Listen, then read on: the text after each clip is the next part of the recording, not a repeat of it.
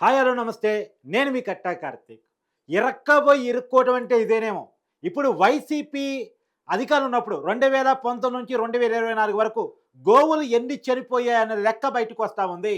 నిజానికి వైసీపీ చేసిన ఆరోపణ, మాజీ TTD board chairman Bhumana Karunakar Reddy చేసిన ఆరోపణ, ఈ 3 నెలల కాలంలో 100 గోవులు చనిపోయాయనేటువంటిది నిరూపించామంటే ఎలా రాలేదు. సరే రాలేదు పక్కన పెట్టండి. అసలు వైసీపీ అధికారంలో ఉన్నప్పుడు గోవుల పరిస్థితి ఏంటి? గోవులకి ఎలాంటి జాగ్రత్తలు ప్రభుత్వం తరపున తీసుకోబడ్డాయి, ఎలాంటి దానాన్ని ఇవ్వడం జరిగింది, ఎలాంటి పశుగ్రాసాన్ని ఇవ్వడం జరిగింది, ఇవన్నీ కూడా ఒక్కోటి బయటకు వస్తామని నేను చాలా క్లియర్గా ఎవిడెన్స్ చూపిస్తాను. చూడండి, ఇది ఏ ఛానల్ చూడండి, నేను ఏబి అనిదో టీవీ పైదో చూపించట్లేదు. ఎందుకంటే వాటి మీద మీరు ముద్రేస్తారు కాబట్టి, జగన్మోహన్ రెడ్డి గారు నమ్మరు కాబట్టి. జగన్మోహన్ రెడ్డి గారు చూస్తున్నారా, నేను మీరు చెప్పేటువంటి మీరు విమర్శించేటువంటి ఛానల్స్ నేను చూపించట్లేదు. నేను చాలా క్లియర్గా హెచ్ఎంటీవీ బ్రేకింగ్ చూపిస్తున్నాను. మీ ప్రభుత్వ హయాంలో కొత్తూరు దగ్గర తాడేపల్లి దగ్గర 100 ఆవులు చనిపోయాయి. జగన్మోహన్ రెడ్డి గారు బాధ్యత వహిస్తారా? దేవాలయాల భూముల మీద మీరు కన్నేశారు, ఆక్రమించుకున్నారు. ఆ విషయాన్ని ఇప్పుడు మాట్లాడదలుచుకోలేదు. దేవాలయాల మీద దాడులు చేశారు, విగ్రహాల మీద దాడులు చేశారు, తలను నరికారు. నేను ఆ విషయాలు మాట్లాడదలుచుకోలేదు. తలను నరికారు అని చెప్పేసి అంటే ఏముంది, బొమ్మలకి తలకేలేగా మళ్ళా పెడదామని చెప్పేసి మీ మాజీ మంత్రి కోడానని మాట్లాడాడు. ఇంకా ఆ విషయాన్ని ఇంకా మాట్లాడట్లేదు. ఇదిగోండి టీవీ9 మీ ఇష్టమైన ఛానలే కదా, మీకోసం భజన చేసిన ఛానలే కదా, మీరు సంస్మరణ చేసిన ఛానలే కదా, మీకు అవసరమైన ఛానలే కదా. చూడండి, ఎన్ని సంవత్సరాల క్రితం? 5 సంవత్సరాల క్రితం. 5 సంవత్సరాల క్రితం ఎవరండి అధికారంలో ఉంది? ఎవరండి అధికారంలో ఉంది? వైసీపీ కాదా? వైసీపీ హయాంలో గోవులు చనిపోయాయన్న వార్త చూడండి మీరు. అంటే ఆధారాలతో నేను చూపించబోతా ఉన్నాను. ఎవరు గోవులకు పరిరక్షకులు?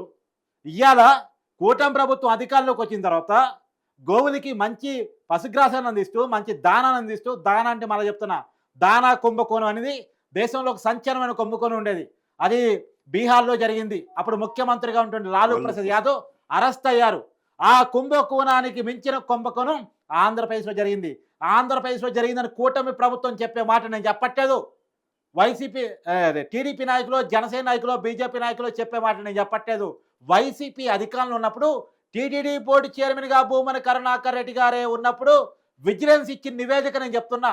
విజిలెన్స్ ఎప్పుడు? వైసీపీ అధికారంలో ఉన్నప్పుడే, భూమన కరుణాకర్ రెడ్డి గారు చైర్మన్గా ఉన్నప్పుడే తిరుపతిలో 1,30,00,000 రూపాయల కుంభకోణం జరిగిందని చెప్పేసి నాసి రకమైన పశుగ్రాసాన్ని, నాసి రకమైన దానాన్ని ఆవులకి పెడుతున్నారని చెప్పేసి విజిలెన్స్ నివేదికను మీకు చెప్తున్నా. వైసీపీ అధికారంలో ఉన్నప్పుడే, మళ్ళీ చెప్తున్నా, వైసీపీ అధికారంలో ఉన్నప్పుడే మళ్ళీ భూమన కరుణాకర్ రెడ్డి ఆయన చరిత్ర అంతా బయటకు వచ్చింది. ఇప్పుడు ఎందుకు ఈ వివాదాన్ని తెర మీద తీసుకొచ్చారు అంటే, టీటీడీ ప్రతిష్టని దెబ్బతీయడం కోసం, శ్రీ వెంకటేశ్వర స్వామి యొక్క ప్రతిష్టని దెబ్బతీయడం కోసం, శ్రీవారి మీద, తిరుపతి దివ్యక్షేత్రం మీద పన్నుతున్నటువంటి కుట్ర ఇది. ప్రపంచవ్యాప్తంగా ప్రతి హిందువు కొలిచేటువంటి దైవుడైనటువంటి, అందరికీ ఇష్టమైనటువంటి, ప్రీతి ప్రాప్తమైనటువంటి శ్రీ తిరుమల తిరుపతి వెంకటేశ్వర స్వామి మీద భూమన కరుణాకర్ రెడ్డి వెనకాల ఉండి జగన్మోహన్ రెడ్డి భారీ కుట్ర పన్నుతున్నారా? నిజానికి ఆయన ఎవరు? భూమన కరుణాకర్ రెడ్డి. నేను చాలా విషయాలు మూర్తి గారు, జర్నలిస్ట్ మూర్తి గారు బయట తీసుకొచ్చారు. ఆయన ఒక హేతువాది, ఆయన ఒక నాస్తికవాది, ఆయన ఒక కమ్యూనిస్టు అనే పదం కూడా తక్కువ. ఎందుకంటే కమ్యూనిస్టులు కూడా చాలా రకాలు ఉంటారు. రాడికల్ కమ్యూనిస్టు, ఆర్ఎస్యు అనేటువంటి ఒక స్టూడెంట్ యూనియన్ పెట్టుకొని దానికి మొట్టమొదటి అధ్యక్షుడు భూమన కరుణాకర్ రెడ్డి. కొండ మీద నల్లరాయి ఉంటుంది, నల్లరాయిని చెప్పు తీసుకొని కొడితే ఏమవుతుంది అని చెప్పేసి ఆయన మాట్లాడిన తీరు ఆక్షేపణీయం. నేను మళ్ళీ చెప్తున్నాను, ఆర్ఎస్యు ఏదైతే నిషేధిత ఆర్గనైజేషన్స్ ఉన్నాయో దానికి సంబంధించినటువంటి కమ్యూనిస్టుల గురించి మాట్లాడట్లేదు. మురళీ గారు ఉన్నారు, టీటీడీ బోర్డు చైర్మన్లకి అంటే అక్కడ ఎంప్లాయీస్కి నాయకుడిగా ఉంటారు. సిపిఎం పార్టీకి సంబంధించిన నాయకుడు, సిఐటికి సంబంధించిన నాయకుడు, టీటీడీ బోర్డు ప్రజల సమస్యల మీద, కార్మికుల సమస్యల మీద, ఉద్యోగుల సమస్యల మీద నిరంతరం పోరాటం చేస్తూ ఉంటారు. We respect him. కానీ ఈ భూమన కరుణాకర్ రెడ్డి ఎవరు? దేవుడి మీద విషాన్ని చల్లినటువంటి వ్యక్తి, హిందువుల మీద విషాన్ని చల్లినటువంటి వ్యక్తి. వీళ్ళ బ్రదర్ ఎవరైతే ఉన్నారో భూమన వాళ్ళ సోదరుడు భూమన సుబ్రహ్మణ్యేశ్వర రెడ్డి, ఆయన భూత సుప్రభాతాన్ని రాశారు. భూత సుప్రభాతాన్ని రాశారు. అమెరికన్ పరిశోధకులు రాసినటువంటి ఒక నిషేధిత బుక్ని ఖచ్చితంగా చదవండి అని ఫేస్బుక్లో రాశారు. హిందువుల మీద విషం చంపుతూ, హిందూ దేవతల్ని అవమానిస్తూ, హిందూ దేవతల ఆ మాట అంటానికి కూడా ఇబ్బందికరంగా ఉంది. అలాంటి పుస్తకాన్ని ఒకటి తీసుకొస్తే భారతదేశంలో నిషేధిస్తే దాన్ని ఆయన ఫేస్‌బుక్‌లో పెట్టుకొని మస్త్ అని చెప్పేసి మస్తు రీడ్ అని చెప్పేసి చెప్పాడు. ఆయనకి ఈ భూమన కరుణాకర్ టీటీడీ చైర్మన్ ఉండగా టీటీడీలో పోస్టింగ్ ఇచ్చారు. ఎందుకు వాళ్ళ ప్రజల పేరు తీస్తున్నాను అంటే దానికి కారణం చెప్తున్నానండి. ఆయనకి టీటీడీలో పోస్ట్ ఇచ్చారు. ఏం పోస్ట్ అనుకున్నారు? టీటీడీ ఎంప్లాయీస్‌కి ట్రైనింగ్ ఇచ్చే పోస్టు. అంటే ఒక అకాడమీ క్రియేట్ చేశారు. అది తిరుమల తిరుపతి వెంకటేశ్వర స్వామి యొక్క టీటీడీ బోర్డు ఎంప్లాయీస్ ఎవరైతే ఉన్నారో, పురోహితులు ఎవరైతే ఉన్నారో వాళ్ళకి ట్రైనింగ్ ఇచ్చే అకాడమీకి డైరెక్టర్గా ఆయన నియమించారు. ఏం ట్రైనింగ్ ఇస్తారు ఈయన? హిందువులను ఎలా అవమానించాలి, దేవుని ఎలా అవమానించాలి, పురోహిత్యం ఎలా చేయాలి, ఈయన ఏమైనా ట్రైనింగ్ ఇస్తారా? అలాంటి ట్రైనింగ్ ఏమైనా ఇస్తారా? అలాంటి ట్రైనింగ్ ఏమైనా ఇస్తారా? ఇప్పుడు ఈ విషయాలన్నీ బయటకు వస్తున్నాయి. ఆయన హేతువాది, నాస్తికవాది, కమ్యూనిస్టు, క్రిస్టియను ఇవన్నీ గతం అనుకోకండి. ఇప్పటికి కూడా వాళ్ళు అలాగే ఉన్నారు. మొన్నటి అక్టోబర్లో 2024 అక్టోబర్లో కూడా ఆయన ఫేస్బుక్ పేజీలో ఆయనకి గురువు ఎవరవుతున్నాను త్రిపురనేని హనుమాను మదన్మోహన్ త్రిపురనేని మదన్మోహన్ రావు గారు ఎవరైతే భూమన కరుణాకర్ రెడ్డి పెళ్లి చేశారో, ఎవరైతే వీళ్ళకి గురువు ఉన్నారో ఆయన రచనల్ని పొందుపరుస్తూ ఆయన కనుక రాకపోతే చిత్తూరు జిల్లాలో చైతన్యమే లేదనేటువంటి మాట మాట్లాడారు. మళ్ళా చెప్తున్నాను, త్రిపురనేని మదన్మోహన్ రావు గారిని వి రెస్పెక్ట్ హిమ్. అతను తను నమ్మిన సిద్ధాంతం కోసం జీవితాంతం బతికినటువంటి వ్యక్తి. వీళ్ళు ముసుగేసుకొని బతికారు. ఒకసారి వెంకటేశ్వర భక్తులు అంటారు, ఒకసారి నాస్తికవాదులు అంటారు, ఒకసారి క్రిస్టియన్ పద్ధతుల్లో మేము పెళ్లి చేసుకుంటూ అంటారు. భూమన కరుణాకర్ రెడ్డి కూతురు పెళ్లి క్రిస్టియన్ పద్ధతిలో జరిగింది. అసలు వీళ్ళకి ఏ మతము లేదు, ఏ కులము లేదు, వీళ్ళ కుట్రలే వీళ్ళ కులం, దుర్మార్గమే వీళ్ళ మతం అనేటువంటిది ఇప్పుడు బయటకు వస్తూ ఉంది. నేను ఆధారాలతో సహా చూపించే ప్రయత్నం చేస్తున్నాను. వైసీపీ అధికారులు ఉన్నప్పుడు ఏ రకంగా ఆవులు చంపేశారు అటువంటిది. సరే, దీని మీద మరింత వివరణ విశ్లేషణ తీసుకునే ప్రయత్నం చేద్దాం. నాతో ఉన్నారు ప్రముఖ రాజకీయ సామాజిక విశ్లేషకులు అంకనబాబు గారు. సార్ నమస్కారం. సార్ నమస్తే అండి కట్టవారు. సార్ ఏంటి మీ కళ్ళ ముందే అనేక మంది ఆవులు వైసీపీ అధికారంలో ఉన్నప్పుడు చనిపోయాయన్న వార్తలు మీరు చూస్తూ ఉన్నారు.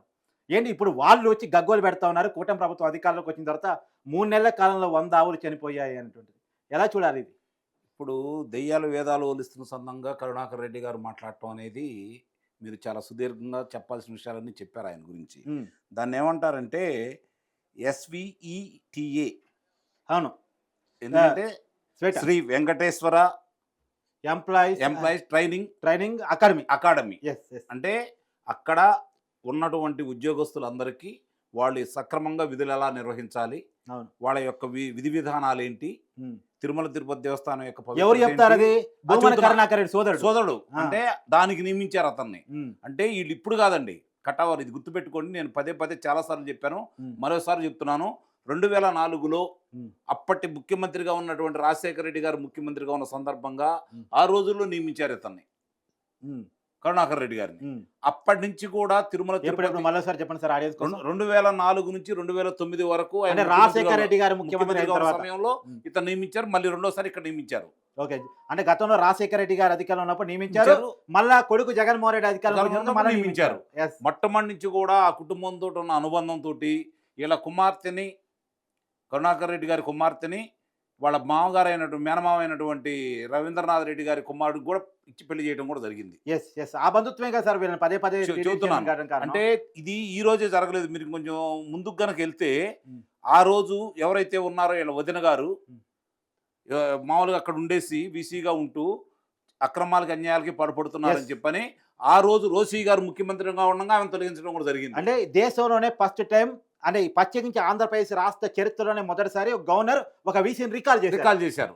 కాబట్టి ఆ రోజు దాన్ని అడ్డం పెట్టుకొని కాంగ్రెస్ పార్టీ నుంచి బయటకు వచ్చిన గనులీళ్ళు. అవును, గమనించుకోండి మీరు. అంటే నేను అందుకే చెప్తుంది, ఈ రోజు కాదు ఇది మొదలుపెట్టింది. అవినీతి మీద చర్య తీసుకుంటే పార్టీ నుంచి బయటకు వస్తారనమాట.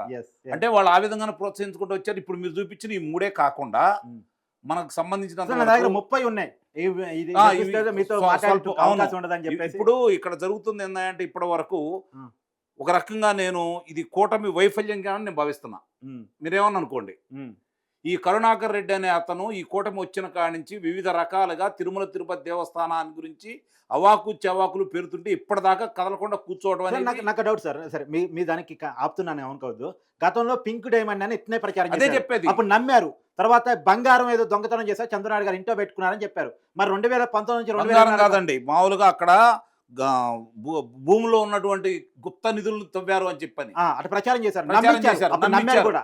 మరి ఇప్పుడు అది గతంలో జరిగినటువంటి సంఘటనను దృష్టిలో పెట్టుకొని ఉమ్. ఇప్పుడు ఏం జరుగుతుంది, వాళ్ళు ఏం మాట్లాడుతున్నారని చెప్పి దృష్టిలో పెట్టుకోకుండా వీళ్ళు ఇంకా ఇష్టారీతిగా వాళ్ళు వదిలేస్తున్నారు చూడండి. ఉమ్. అది వాళ్ళ అంటే కలుసుగా గతంలో భావిస్తున్నారు. అబద్ధాన్ని నమ్మించారు కాబట్టి మళ్ళీ అబద్ధాన్ని నమ్మించవచ్చు. అదే కదా 2014 నుంచి 2019 వరకు వాళ్ళు ఏం చేశారో, ఏ విధంగా ప్రజలు నమ్మించారో మళ్ళీ అదే పందాన్ని ఎన్నుకుంటున్నారు రిపీట్ అవుతుంది. నిస్సందేహంగా. ఓకే. ఆ రోజు వీళ్ళు ఉదాసీనంగానే ఉన్నారు, ఇప్పుడు అట్లానే ఉదాసీనంగా ఉంటున్నారు. ప్రభుత్వం. ఉమ్. కాబట్టి ఇక్కడ తేడా ఒకటి గమనించాలి, ఉమ్. ఆ రోజుకి ఈ రోజుకి. ఉమ్. ఆ రోజు ఉన్నటువంటి ఏదైతే తిరుమల తిరుపతి దేవస్థానం పాలక మండలి అధ్యక్షులుగా ఎవరైతే ఉన్నారో వాళ్ళు దీని గురించి అంత లోతుగా వెళ్ళలేదు ఆ రోజు. ఇప్పుడు చైర్మన్ గారు ఇప్పుడు సవాల్ రండి చూపించండి బిఆర్ నాయుడు గారు ఉమ్. నిన్న ఒక మాట అన్నాడు, కరుణాకర్ రెడ్డిని చుక్కలు చూపిస్తానని చెప్పారు. Yes, yes. మామూలుగా ఆ చుక్కలు స్టార్ట్ అయ్యాయి. మామూలుగానే తక్కువ మాట్లాడి ఎక్కువ పనులు చేస్తాడు ఆయన. ఏదన్నా పట్టుకుంటే వదిలిపెట్టే రకం కాదు బిఆర్ నాయుడు గారు.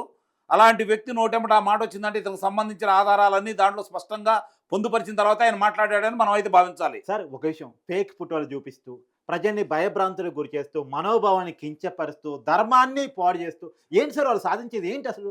వాళ్ళు ఈ రాష్ట్రం ప్రశాంతంగా ఉండకూడదు, పరిశ్రమలు రాకూడదు, పిల్లలకు ఉద్యోగాలు రాకూడదు, తిరుమల తిరుపతి దేవస్థానానికి భక్తులు రాకూడదు. తిరుమల కొండలో ఆ రోజు ఆయన చెప్పాడు కదా, దివంగత ముఖ్యమంత్రి గారు రాజశేఖర రెడ్డి గారు, ఎందుకని కొండలు రెండు కొండలు చాలవా అని చెప్పని, ఆ వివాదాన్ని కూడా మీరు చెప్పాలి. 7 కొండలు ఎందుకు, రెండు కొండలు చాలు కదా అని చెప్పి మాట్లాడారు కదా. ఉమ్. అంటే ఈ కుట్ర అనేది ఇప్పుడు కాదు, అప్పటి నుంచి. అందుకే నేను చెప్తుంది, అప్పటి నుంచే పునాదులు పడ్డాయి. Yes, చాలా ఇది- తెలివిగా ఇది చక్కగా ఆడియన్స్ చాలా క్లియర్ గా వినాలి. తిరుమల తిరుపతి దేవస్థానం మీద కుట్రలు ఇవాళ కొత్తవి కాదు. రాజశేఖర్ రెడ్డి గారు ముఖ్యమంత్రిగా ఉన్నప్పుడే బీచాలు పడ్డాయి. ఒక నాస్తికవాదిని, ఒక హేతువాదిని, హిందూ ధర్మం పట్ల వ్యతిరేకత ఉన్నవాడిని టీటీడీ బోర్డు చైర్మన్ గా చేసి 7 కొండలు ఎందుకు 2 కొండలు చాదిగలని ఆ రోజు రాజశేఖర రెడ్డి గారు అన్నారు. ఆ రాజశేఖర రెడ్డి గారు తర్వాత కాలంలో అనుకున్నంతగా చేయలేకపోయారు కాబట్టి ఇప్పుడు జగన్మోహన్ రెడ్డి గారు చేయడానికి పూనుకున్నారా? ఇది నిస్సందేహంగా పూరుకున్నారు. కాకపోతే ఇక్కడ మీరు గమనించుకోవాల్సిన అవసరం ఏంటంటే 5 సంవత్సరాల చెల్లిద్దని వాళ్ళు భావించాల అధికారానికి. కంటిన్యూషన్ ఉంటే ఆ, తిరుపతి నిదానంగా వెహికల్స్ చేశారు, ఇప్పుడు అన్ని ఒక్కొక్కదానికి చేసేవాళ్ళు. అన్ని చేసేవాళ్ళు. వాళ్ళు అనుకున్న అన్ని కూడా దాంట్లో సాధ్యమైపోయి ఈ రోజు కూడా మన కళ్ళ ముందు కనపడతా ఉంటే, ఇన్ని జరుగుతూ ఉంటే. రెండోదండి, అక్కడ గో సంరక్షణకు సంబంధించినంత వరకు గతంలో దాణాకి సంబంధించి పురుగులు పెట్టిన దాణా ఇచ్చారని చెప్పని విజిలెన్స్ వాళ్ళు అక్కడ చనిపోయినాటికి వీటికి సంబంధించిన అన్ని కూడా విజిలెన్స్ వాళ్ళు గుర్తించేస్తే వాళ్ళ మీద ఎవరైతే హరినాథ్ రెడ్డి అనే వ్యక్తి ఉన్నాడో వాళ్ళని రోనకు రానియకుండా, చిత్రీకరించకుండా విశ్వ ప్రయత్నం చేశాడు కూడా ఆ రోజు నుంచి కూడా. అంటే ఇక్కడ గమనించుకోవాల్సిన అంశం ఏంటంటే, మనం వాళ్ళు ఒక ప్రాంతము, ఒక కులము, ఒక మతం అనే కదండి, అన్ని విషయాల్లో ఆంధ్ర రాష్ట్రాన్ని రాజకీయంగా, ఆర్థికంగా, కుల మతాల మధ్య చిచ్చు పెట్టేసి ప్రజల్ని అశాంతికి గురి చేసేసి అన్యాయంగా, అక్రమంగా వాళ్ళు అధికారంలో రావడానికి ప్రయత్నం చేస్తున్నారే తప్ప, ఈ రాష్ట్రం బాగుండాలి, బాగుంటేనే దాన్ని మమ్మల్ని అభిమానంతో గెలిపించుకోవాలని కాకుండా ఒక భయానక వాతావరణాన్ని, వర్గ వైషమ్యాలను రెచ్చగొట్టు ప్రాంతాల మధ్య, కులాల మధ్య, మతాల మధ్య వాళ్ళ అధికారాన్ని చేజిక్కించుకోవడం కోసం ప్రయత్నం చేస్తున్నారే తప్ప, ఇప్పుడు ఈ జరుగుతున్నటువంటి తిరుమల తిరుపతి దానికి సంబంధించి, ఈ గోశాలకు సంబంధించి మనకు తెలిసినంత వరకు, నాకు తెలిసినంత వరకు అండి, రమారమి 40 రకాల గోవులు భారతదేశ వ్యాప్తంగా ఉన్నటువంటి విశిష్ట జాతులకు సంబంధించినవన్నీ ఇక్కడ ఉన్నాయండి. ముఖ్యంగా 5 రకాలు. గిర్ అని చెప్పని గుజరాత్కు సంబంధించింది, సాఫీవాల్ అని చెప్పిన, ఆ తర్వాత మనకున్నటువంటి ఒంగోలు జాతి కావచ్చు, హర్యానాకు సంబంధించింది కావచ్చు, రాజస్థాన్కు సంబంధించింది కావచ్చు. అంటే హర్యానా, రాజస్థాన్, గుజరాత్ 3 రాష్ట్రాలకు సంబంధించిన, పంజాబ్ 4 రాష్ట్రాలు చెప్పిన కాక మనకు సంబంధించిన ఒంగోలు జాతి. ఇవన్నీ కూడా ఇక్కడ ఉన్నంత దీంట్లో విశిష్టత ఏంటంటే, ఈ బలిష్టంగా ఉంటాయి, మామూలుగా అందంగా ఉంటాయి, స్పష్టంగా అక్కడ చూసుకుంటా ఉంటే మీకు పాలు కూడా అధికంగా ఇస్తూ ఉంటాయి. ఎందుకు దాన్నే పెంచుకుంటున్నారు, ఎందుకు అక్కడే పెట్టారు అని చెప్పి మనం కనుక ఒకసారి గమనిస్తే, ఈ గోశాలలో వస్తున్నటువంటి నెయ్యి కావచ్చు, పాలు కావచ్చు, మేగడ కావచ్చు, దీనికి సంబంధించినవి కావచ్చు, ఎంతో పవిత్రంగా పెట్టేసి అక్కడ ఎలాంటి ఆహారంలో కల్తీలు లేకుండా, క్రిమి సంహారక మందులు లేకుండా, రసాయనిక మందులు లేకుండా తయారైనటువంటి ఆహారాన్ని వాటికి అందించేసి, చివరికి గడ్డితో సహా అందించేసి, ఆ పాలు, ఆ నెయ్యి ద్వారా దేవునికి యొక్క అభిషేకాలు చేయడానికి కావచ్చు, లేకపోతే తీర్థప్రసాదాలకు సంబంధించి ఆ దేవదేవునికి నివేదించడం కోసం తయారు చేస్తున్నటువంటి, ఉపయోగించేటువంటి గోశాల అన్నమాట ఇది. ఇంత పవిత్రంగా ఉంది దీన్ని. అంటే మన గోమాత అంటే భారతీయులకి, హిందువులకి ఎంత పవిత్ర భావం ఉంటుందో అదే కదా చెప్పేది. మరి అవన్నీ కూడా ఉండకూడదు. వీళ్ళు దాన్ని ఆ రోజు వాళ్ళు నాసిరకం దాన పెట్టడమే కాకుండా, పురుగులు పట్టిందే కాకుండా, వాళ్ళు ఒకసాట గోశాలలో పశువులు లేకుండానే రమారమి ఎన్నో కోట్ల రూపాయలు అక్కడ దాణాకైందని అదేందని ఇదే Yes, చెప్పని అది కూడా చెప్తాను క్లియర్ గా. చంద్రగిరి మండలంలో గోశాల నిర్మించకుండా నిర్మించామని చెప్పేసి అక్కడ పశువులు ఉన్నాయి, వాటి రక్షణ కోసం సంరక్షణ కోసం దానా కోసం ఇంత ఖర్చుని డబ్బు డ్రా చేసుకున్నారు. ఎటువంటి గోశాల నిర్వహించకుండానే. అవును. Yes. ఇప్పుడు ఇంకా చాలా ఉన్నాయి దీంట్లో. ఈ దాణాకి ఇక్కడ సంబంధించింది కూడా సరైన నాసిరకం దాణా ఇస్తూ అవును, వాళ్ళు అదనంగా కొన్నారని చెప్పని ఎక్కువ రేట్లు పెట్టేసి విజిలెన్స్ వెతుకుంది సార్, 1,30 లక్షలు. అవును. మరి ఇవన్నీ చేసి వాళ్ళు ఇక్కడ ఇంత స్పష్టంగా ఉన్న తర్వాత కూడా ఈ రోజు బోకరిస్తూ ఇష్టారీతిగా మాట్లాడుతూ అతను ఎట్లా పడితే అలా మాట్లాడుతున్నాడు. ఈ కూటమి పెద్దలు కావచ్చు, కూటమి ప్రభుత్వం కావచ్చు, ఇప్పుడు బిఆర్ నాయుడు గారికి పూర్తి సహాయ సహకారాలు అందించేసి అక్కడ ఉన్నటువంటి ఎవరైతే పాలక మండలి సభ్యులు ఉన్నారో వాళ్ళ ద్వారానే ఇవన్నీ చేయించాలని చెప్పి అయితే రాజకీయాలు దీంట్లో ప్రమేయం రానివ్వకుండా, రాజకీయం అంటే శాసనసభ్యులు మంత్రుల్లో వాళ్ళు వచ్చి కూర్చోకుండా పాలక మండలి వాళ్ళకి పూర్తి స్వేచ్ఛ ఇచ్చి వాళ్ళకి కావాల్సినటువంటి ఏమేం కావాలో అన్నీ అందజేసేసి వాళ్ళ ద్వారానే ప్రక్షాళన చేయాలని చెప్పి అయితే నేను భావిస్తున్నాను. ఎందుకంటే వాళ్ళు చెప్పిన ప్రతి అబద్ధాలని దీంట్లో మళ్ళీ మతాలను రేపు పొద్దున వాళ్ళు ఎందుకు రెచ్చగొడుతున్నారంటే ఈ శాసనసభ్యులు మంత్రులు వీళ్ళందరూ వస్తే మళ్ళీ దీన్ని రాజకీయం చేయడానికి మాత్రమే ప్రయత్నం చేస్తున్నారు. ఎస్, మతాల మధ్య గొడవలు పెట్టాలి, కులాల మధ్య గొడవలు పెట్టాలి. అవును. ఇది అంతర్యుద్ధం, ఇది మొన్న అన్నాడు కదా గోరంట్ల మాధవ్, అదే వైసీపీ నాయకుడు, అవును. అంతర్యుద్ధం క్రియేట్ చేయాలి. ఇదే ప్రయత్నం, వాళ్ళు ముందస్తు ప్రణాళికలో చేసుకుంటున్నారు. నిన్నగాక మనం చూసుకున్నాం హెలికాప్టర్ ఉదంతం. ఈ రోజు వచ్చిన దానికి సంబంధించిన పైలట్లు అవన్నీ మాట్లాడితే అసలు ఇష్యూ పక్క పెట్టాడు సార్. ఇప్పటి వరకు మనం ముగిద్దాం. తిరుపతి కేంద్రంగా వైసీపీ చేస్తున్న కుట్ర, హిందువుల మీద చేస్తున్నటువంటి కుట్ర, తిరుపతి దేవస్థానం మీద స్వయంగా దేవుడి మీద చేస్తున్న కుట్ర. మీరు మీ అభిప్రాయాన్ని ఖచ్చితంగా కామెంట్ చేయండి. ఎందుకంటే గతంలో మనందరం కూడా హట్ అయ్యాం. తిరుపతి లడ్డూలో నెయ్యిని కల్తీ చేశారన్న రోజు, మనం తిన్న తీర్థ ప్రసాదాలని పాడు చేశారన్న రోజు, అమంగళం చేశారన్న రోజు మనం కూడా ఇబ్బంది పడ్డాం. మీకు వైసీపీ నాయకులు చేస్తున్న ప్రచారం గురించి ఒక్క మాట చెప్పాలి. ఒక రష్యన్ యువతి, భారతీయ కోడలు, ఆంధ్రప్రదేశ్ డిప్యూటీ సీఎం పవన్ కళ్యాణ్ గారి సతీమణి, ఆమె బయట దేశం అయినప్పటికీ కూడా భారతీయ సాంప్రదాయాల మీద, భారతీయ విశ్వాసాల మీద మక్కువతో మొక్కుతోటి తిరుపతి దేవస్థానాన్ని సందర్శించేసి అంటే ఆలయ నిబంధనలకు అనుగుణంగా ఆ సాంప్రదాయ వస్త్రధారణ కావచ్చు, డిక్లరేషన్ పామే సంతకం పెట్టి శ్రీవారిని దర్శించుకొని తలనీరాలు సమర్పించి అన్నప్రసాదాలు స్వీకరించి స్వయంగా అన్నాన్ని వడ్డించేసి 15 లక్షల రూపాయల విరాళాన్ని ప్రకటించి ఆమె భక్తుని చాటుకుంటే ఆమెను ట్రోల్ చేసే ప్రయత్నం చేశారు. ఏ రోజన్నా సతీ సమేతంగా జగన్మోహన్ రెడ్డి గారు స్వామివారికి పట్టు వస్త్రాలు సమర్పించారా? ఒక్కసారైనా పైగా తాడేపల్లి ప్యాలెస్లో తిరుపతి సెట్ చేపించుకొని దర్శనాలు చేపించుకున్నటువంటి బాపత కదా వైసీపీ. వీళ్ళ గురించి ఏం చెప్పాలి, ఎంత చెప్పాలి? వీళ్ళ కుట్ర మీద మీరు కూడా కామెంట్ చేయండి సార్. Thank you.